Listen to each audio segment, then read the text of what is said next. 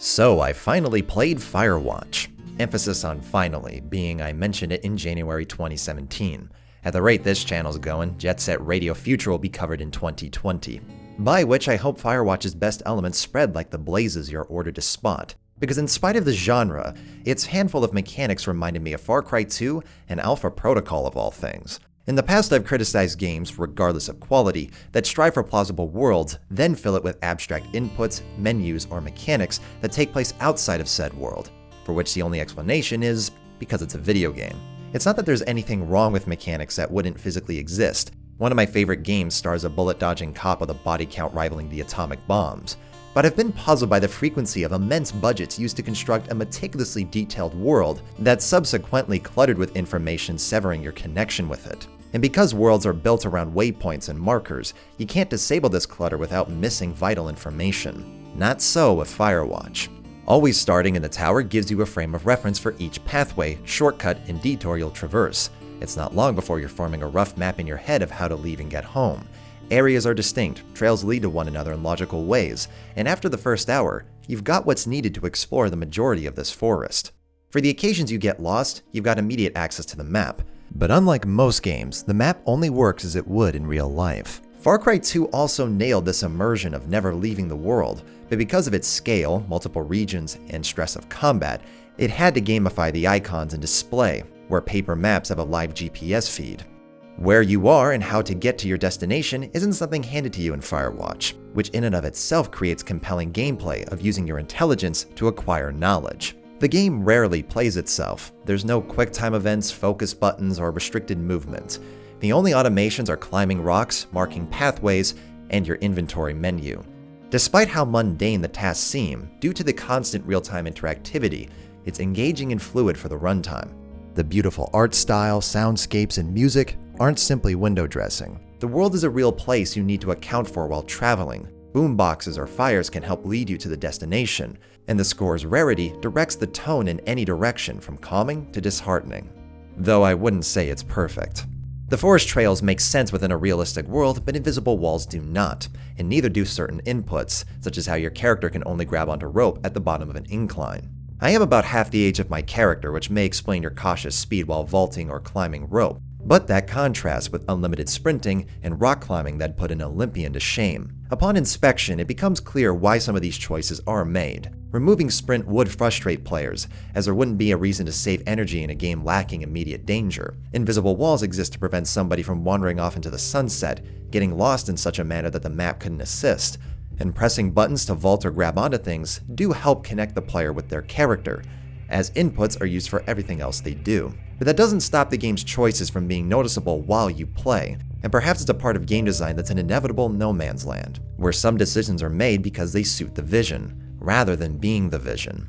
It's just like the issue in visual fidelity, where perfections make blemishes more overt. That the world of Firewatch is so tangible highlights the handful of elements that exist because it's a video game.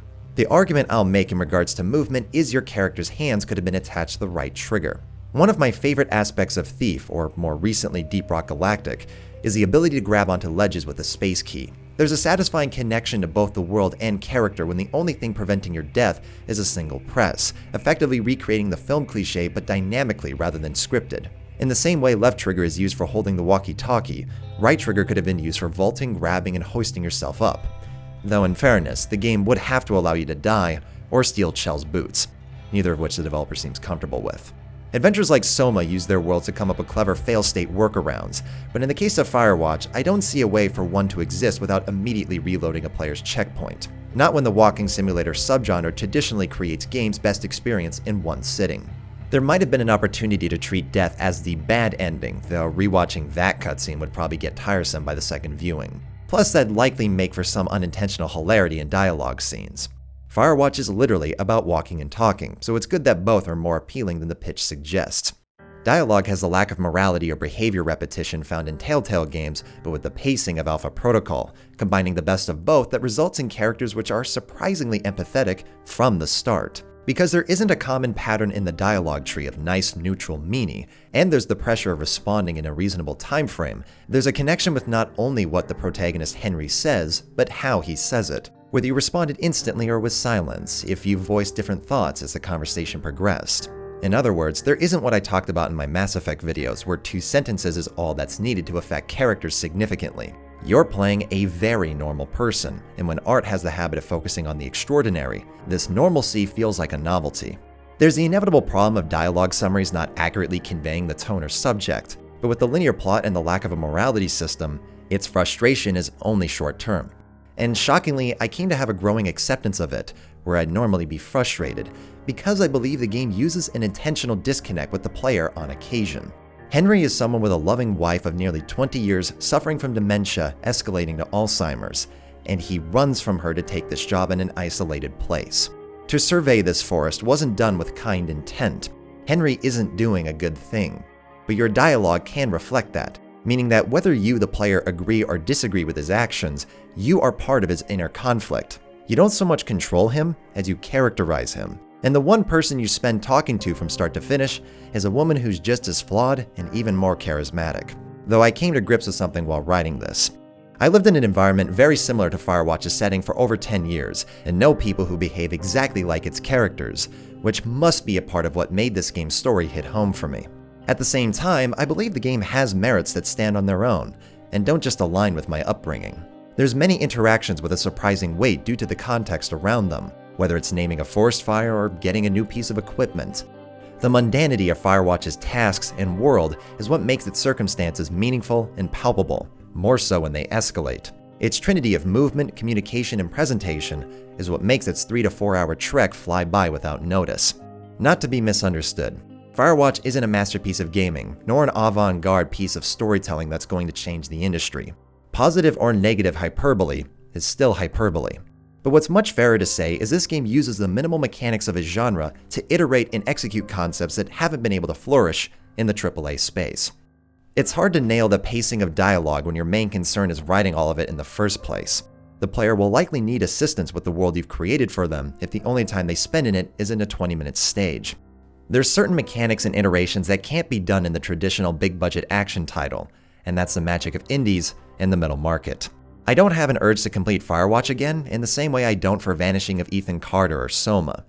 But just like those two, I'll remember them with a fondness. Especially for the ending, which leads to the inevitable spoiler section. To skip to my spoiler-safe conclusion, click to this point in the video or check the description. Spoilers will begin in 3, 2, 1. There's always an allure to these sorts of games for me. Ethan Carter, Soma, or Stanley Parable all have the same basic controls and actions, and yet they pull such different emotions from the player. I didn't know what to expect from Firewatch, but within the hour, it presented a tale of grounded realism. Someone wrecked your office, not a monster. Drunk teenagers caused trouble, not a secret cult. Fences blocked off a company camp, not Area 51. But the beauty of this game's story is the jump in its circumstances could have actually happened.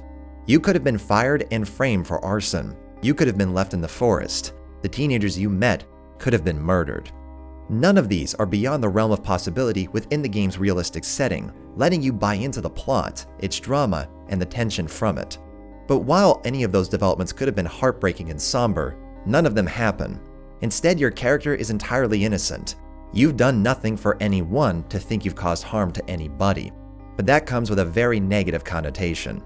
Henry's fuck-up, what brought him here, never left. Thinking back, all the concerns I had of his wife Julia easily faded to the background in the midst of a mystery man, blackmail, arsons, and murders.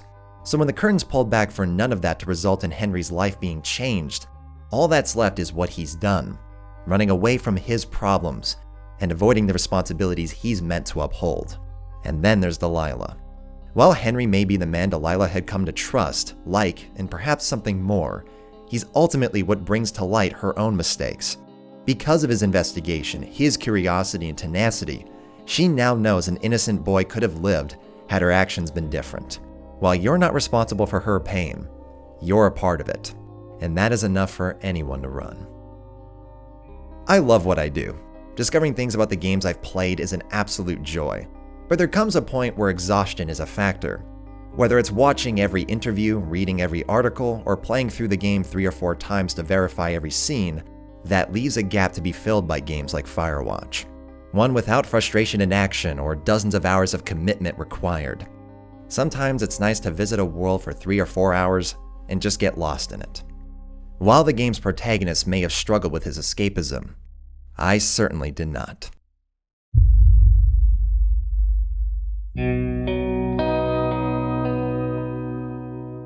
Hello everyone. The past few weeks have been busy, and I vowed to not pull another overnight editing session that's been a bad habit since the Orange Box. It occurred to me while editing this that the last few videos have had a similar depth in games coverage. It was an oversight, and I apologize if any viewers feel it's been repetitive. Luckily, from getting my schedule back in order, inspirations hit like a freight train, and I'm looking forward to the results. In the meantime, I was lucky enough to be invited to other people's shows, all of which can be found in the description. I participated in Quiet Shy's art stream, Archism Speaks with the developer of Executive Assault, and completed a playthrough of A Way Out, which will appear on my friend's newly made YouTube channel soon. Cake or death? Death by cake. What'd you get that medal for? Dying by cake. How much do you make per video? Enough to get broke on takeout orders. Who's the best Sailor Guardian? Revy. What was your favorite cartoon as a kid? I was a weirdo watching Looney Tunes on repeat. They're classics, but I honestly spent more time with internet content. Nox is Cornered, Red vs. Blue, Elite World, Arby and the Chief, etc. Who's your favorite Max Payne character besides Max Payne? It comes down to a battle between Vlad and Mona. I would say Mona would win in a fight, but we know how that ended. Would you rather be an ODST or a Warframe operator? ODSTs are soldiers in prime shape to fight the deadliest wars. Operators are just emo kids in VR chairs, so I know which one I can relate to more.